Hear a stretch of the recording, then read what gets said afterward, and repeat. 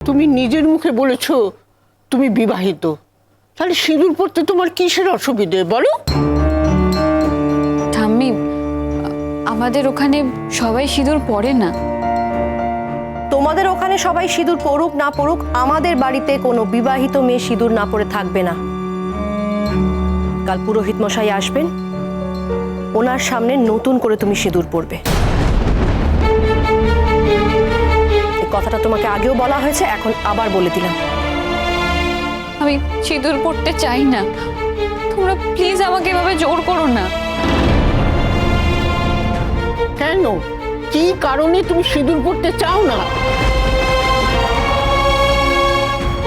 রোশনাই, মেয়েরা তো স্বামীর মঙ্গলের জন্য সিঁদুর পরে, তোমার পড়তে অসুবিধা কোথায়? ওরা তো কোনো ভুল কাজ করতে বলছে না তোমাকে।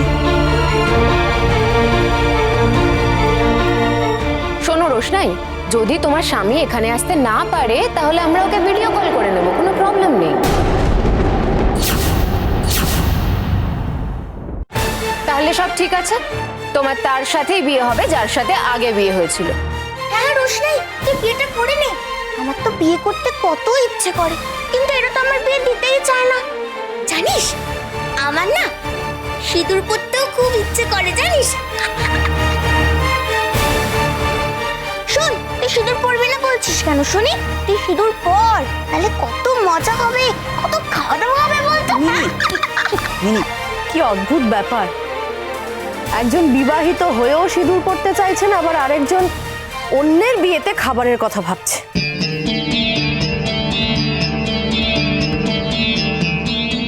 এই মেয়ে, তোমাকে শেষবারের মতো বলছি, কান খুলে শুনে রাখো। আমাদের কালকের অনুষ্ঠানের জন্য অনেক খরচ হচ্ছে, তুমি সকাল থেকে উপোস করে থাকবে। তারপর পুরোহিত মশাই এলে তুমি চুপটি করে সিঁদুরটা পরে নেবে, ঠিক আছে?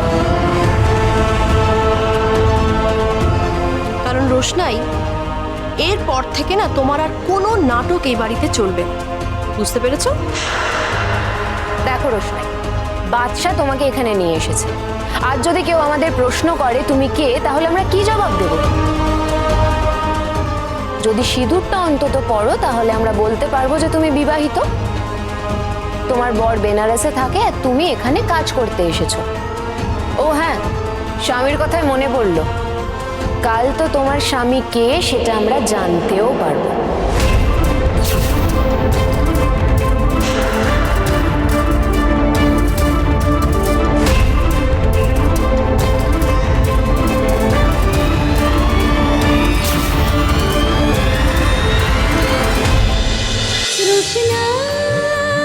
রোশনাই সোম থেকে রবি প্রতিদিন রাত 8:30টায় স্টার জলসায় ও ডিজনি প্লাস হটস্টারে।